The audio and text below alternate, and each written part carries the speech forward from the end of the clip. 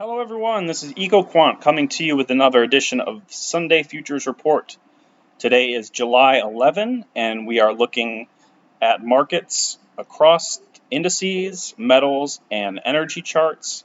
And the goal of these videos is to really determine levels at which we expect topping or bottoming action, and then also looking specifically at dates where we might see retreats in the market or where we find support and start to move up, depending on what we're looking at here.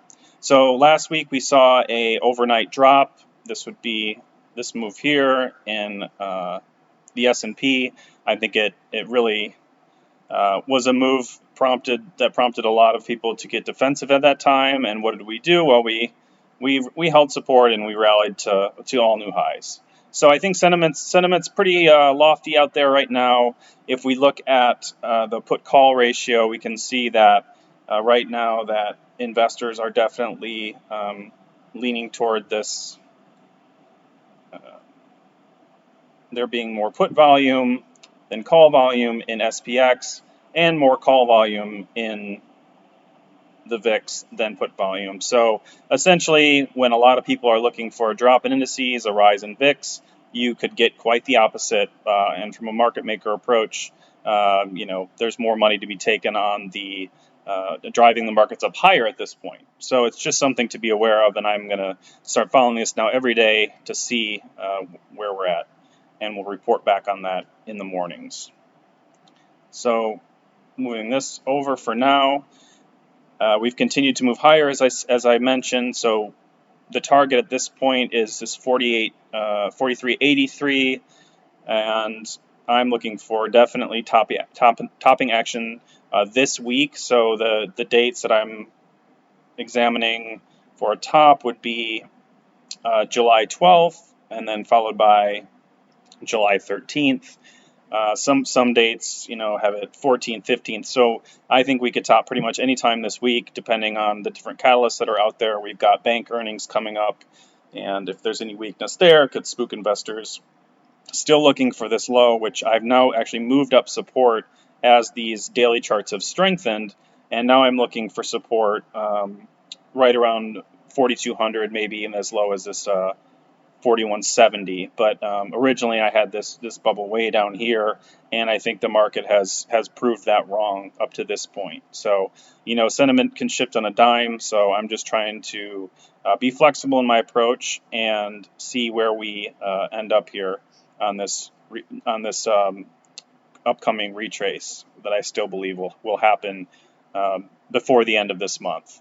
Again, my eventual target here is up into this 2.0 Fibonacci extension, so that would be 55 or 45.56 in this topping of wave 3 in October, November timeframe. We can also look at the VIX and its corresponding dates, because they should be the opposite of the S&P chart, as VIX is the fear index, as is often referred to. And so we've got a bullish date here on July 15. We did get this firing off on July 8th, and it promptly reversed, and I think fooled a lot of people who were making bearish bets on the markets at that time. I think that was purely a technical effect, but again, that's just how things work these days. Because I don't suspect the market is trading on fundamentals at this point. So, looking at the NASDAQ, the topping area I have here is 14,910. I'm looking for a top there, so maybe just a little opening dip into this area, some more strength, a new high, and July 15th would be the date when I expect the NASDAQ to top. These teal lines, as I've shared before, represent these potentially bullish dates. So I'm thinking this whole retrace resolves by August 1. This first drop, I think, will happen this week, and then maybe holds for a little while, depending on how people are reacting. And again, I think that how high of a bounce, how high of a counter trend bounce we get here really depends on the reaction to what's happening in real time. So I think anyone who thinks they have this firm understanding of the market, it's hard to really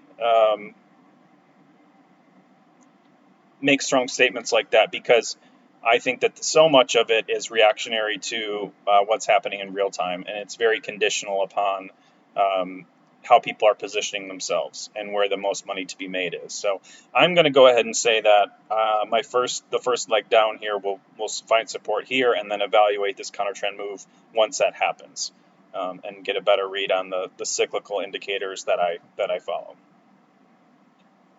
Moving on to the Russell, again, it's been moving sideways, hasn't showed as much strength as the larger cap stocks. I'm expecting just one more leg down, and less of, if you look at some of my correlation charts, so I'm looking at the strength of the Russell relative to, the NASDAQ or relative to the S&P. I think it's gonna hold it better. I don't think it's gonna drop as far. So one way to play that would be to look at if we can find support here by the 21st, and bottom in this fifth wave with just a simple ABC correction here, and moving on and finding strength all the way up into September. And so yeah, this would be happening relatively soon on the 12th, by the end of the trading day. Moving on to bonds, we did see this big move up prior to indices dropping, which I think is interesting, but it is what it is. There's I guess a bond auction going on this week that should be a catalyst for the bond market to possibly top here.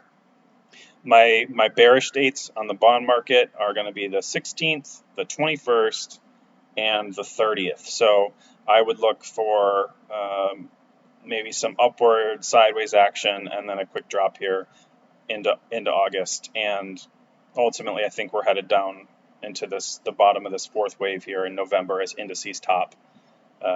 So that's just something, a trade potential here as we move along through these bearish date ranges.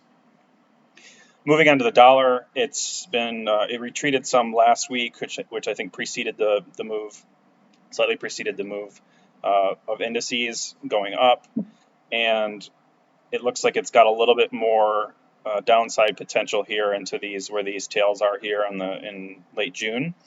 And then my bullish dates on the dollar, which would be a time to look for weakness in indices and metals and such, are going to be July 16th and July 22. And looking for a top in the dollar here by August 6th. So that would be when we start to see this decline here into potentially this what looks like this kind of inverse head and shoulders here, where I think the lows from this December and June will be retested again before moving up again. Moving on to copper, this is kind of stretched out now. I'm waiting for this bottom, so I'm not looking for that to happen until as late as late August. For whatever reason, it seems to be on a different timeline here. So either we tag support and bounce early, or we move sideways and drop, and then there's a recovery. So I don't think there's much to do here, as it's just mostly looking like sideways action for now. But it's one to keep in mind, because it does stretch. This high stretches now way out into the end of next year. So this might be a place to look for continued strength over more than just this current year that we're looking at on most of these other charts. So gold, not much has changed here. I'm still looking for this 1837 level to break. Any drop down here into this green zone would be a buy, and that's a trade that I think will last until at least February-March timeframe. This silver is showing a similar thing. Although with silver, again, it's a new high up to this $32 level. It's been moving pretty sideways after this Fed drop, and the first bearish or bullish date I'm looking for is July 30. It may bounce around in this range, but I've got an upward bias here, where definitely take positions here in this green zone, because I don't think, as you've seen this sort of trend here, this dotted green line or dotted blue line, everything gets pretty much bought at that level. So I'm going to go ahead and put alert here and buy in that green zone if it's presented. And finally, so energy, we've got oil, which bounced strongly out of this demand zone, this low green. I love when this happens because you get a nice reaction here at the tip of this triangle, which is what's supposed to happen. We may retest it again. I suspect we're going a little higher here, so 2 levels to watch out for would be 75 and then this test of this top here before maybe a quick dip down, and then I'm looking to July 19 for a bullish move that would put us up near the $78 level. Ultimately, by the end of the summer, so up until August, September, I'm targeting 82, at least 82, 83, and that should give fuel to a lot of the oil energy stocks as well that have been showing a lot of strength. Natural gas topped out of this level here, 3.8. Seeing some more sideways action, potentially even just another bearish wave down here until July 21, and then I think it's another opportunity to go long into the end of the summer. So that would put us, again, this target hasn't changed much, and this chart's been following well, but that puts us up near 4 to 4.2 by the end of the summer. So I'm going to cut it off there and look forward to seeing you all in the trading room next week. Thanks for tuning in, and yeah, feel free to hit me up with any questions. Thanks. Have a good one.